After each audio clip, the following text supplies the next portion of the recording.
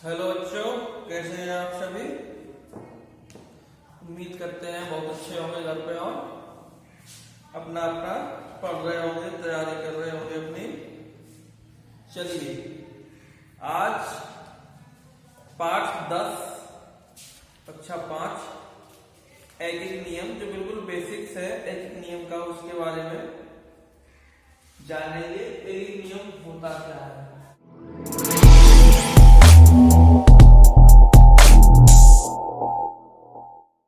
आपसे स्पष्ट है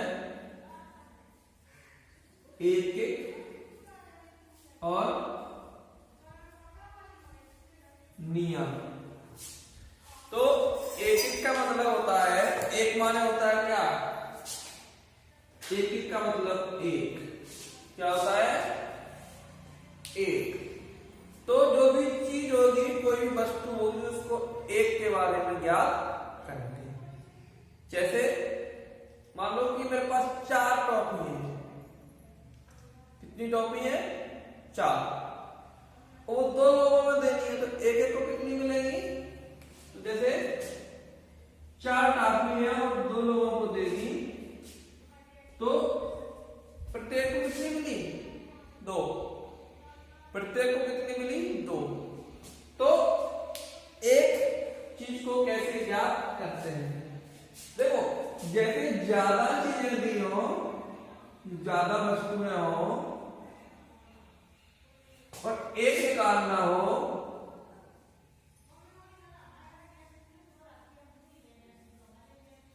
तो भाग लगाते हैं। क्या लगाते हैं? भाग। एक के लिए क्या करते हैं हमेशा? भाग। और एक से ज्यादा के लिए क्या? गुणा। एक से ज्यादा के लिए गुणा। तो जैसे एक सवाल करते हैं, सवाल है, पहला सवाल है 12 कापियों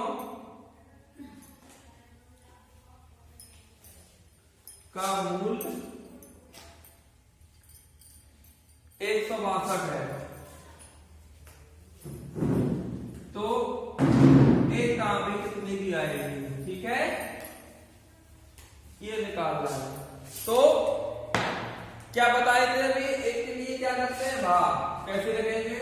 क्योंकि 12 कापी का मूल्य 162, इसलिए एक कापी का मूल्य 162 में कितने का भाग देंगे? 12 का। तो ये आ जाएगा 12 एकम 12 और 12 का भाग देके देख लेते हैं। 12 एकम 12, 4 बचा, 12 दिया 36, 6 बचा, दशमलव लगा के एक बिंदी बढ़ाई, 12 पंचे 7, 13.5 रुपया। ये हो गया आंसर। चलिए दूसरा, 5 बैग का मूल्य 475 रुपए है, तो 8 बैग का मूल्य क्या होगा? तो ये सवाल पहले तो 5 बैग का दिया है, तो एक बैग का निकाल लेंगे। एक ही नियम में कितने बैग का? एक बैग का। देखते हैं, क्योंकि 5 बैग का मूल्य कितना है? 475 रुपया। ठीक है, इसलिए एक बैग का मूल्य कितना होगा? एक के लिए क्या करते हैं? भाग। 4 में 75 में 5 का भाग देंगे तो 95 रुपया है आपका आ जाएगा। एक बैग का पूरा कितने का निकालना है? 8 का। एक से कितना है? ज्यादा है, इसलिए 8 बैग का मूल्य बराबर, ये 95 आ गया था एक का, 95 गुणे 8, तो ये हो गया 745 हिंदी और 8 में 72 4 76, 760 आपका ये हो गया। ये आपका आंसर आ गया। नेक्स्ट देखते हैं तीसरा।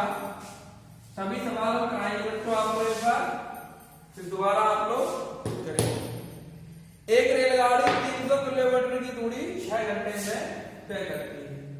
तीसरा, एक रेल 300 किलोमीटर 6 घंटे में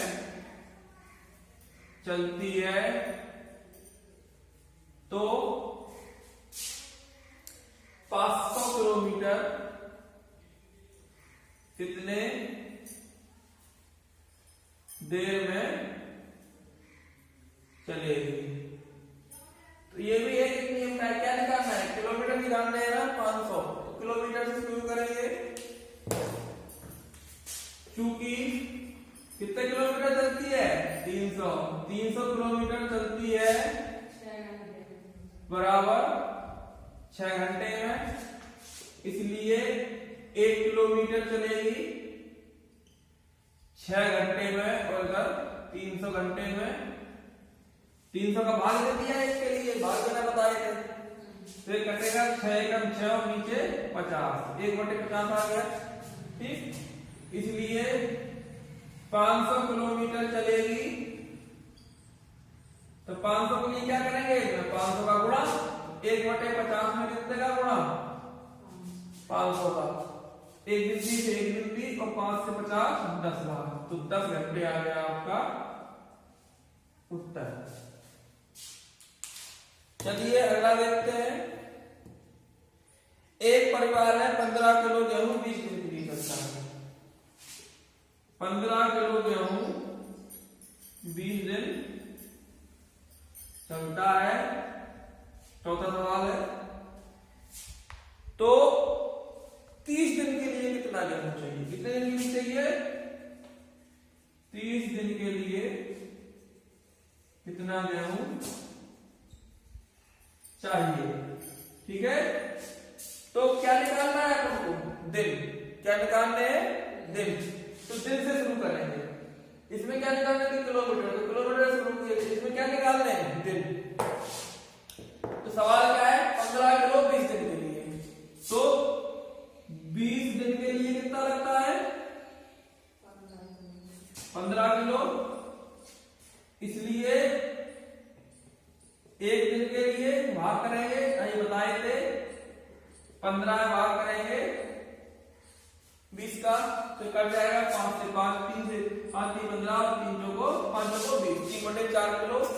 कितने दिन के लिए करना है 30 दिन के लिए, इसलिए 30 दिन के लिए बच्चों 3/4 गुणे 30 का गुणा, तो 30 का 3 में गुणा होगा तो 90, और 4 का 2 से भाग, जब 4 का भाग 2 तो आएगा 22.5 किलो आंसर। 22.5 किलो आपको गेहूं चाहिए पड़ेगा, जो आपका पूरा 30 दिन चल जाएगा। ठीक है, इसमें आपको किलोमीटर पूछे थे, तो आपने कहां शुरू किया था किलोमीटर से, इसमें क्या पूछा है दिन, तो आप कहां शुरू करेंगे दिन से। 20 दिन में 15 किलो, 20 दिन में 15 किलो, एक दिन में 3/4 किलो, 30 दिन में उसका गुणा। अगला देखते हैं, 4 चुके हैं, 5वां देखते हैं। एक ट्यूबवेल 3 हेक्टेयर खेत 36 घंटे में सींचता है। एक ट्यूबवेल है जो अपने खेत में चलता है, तो उसको अपन अगर 3 हेक्टेयर का खेत सींचना है, तो 12 घंटे लेता है, कितने घंटे 36 घंटे लेता है, कितने घंटे लेता है 36 घंटे सींचता है। ठीक है बच्चों, तो 12 हेक्टेयर खेत कितनी देर में सींचेगा।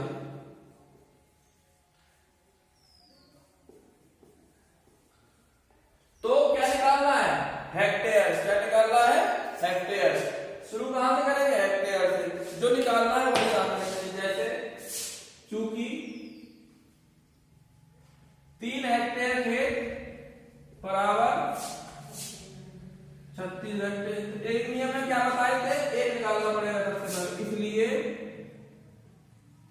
1 हेक्टेयर खेत बराबर 36 में 3 का भाग देंगे तो 12 घंटे आ जाएगा। ठीक है, तो अब कितना हेक्टेयर निकालना है, इसलिए 12 हेक्टेयर खेत बराबर क्या बताए थे, इससे ज्यादा के लिए गुणा, तो 12 एक कितने में लगता है 12, उसमें कितना निकालना 12, तो 12 को 12 में गुणा करेंगे तो 144 आ जाएगा। 12 को 12 में करके देखेंगे तो 12 दूनी 24, 12 1 12 तो 14, 144 घंटे हो गया। ठीक है, चलिए अगला देखते हैं 6 नंबर। नीचे इसी में सवाल है कि 3 पत्र भेजने में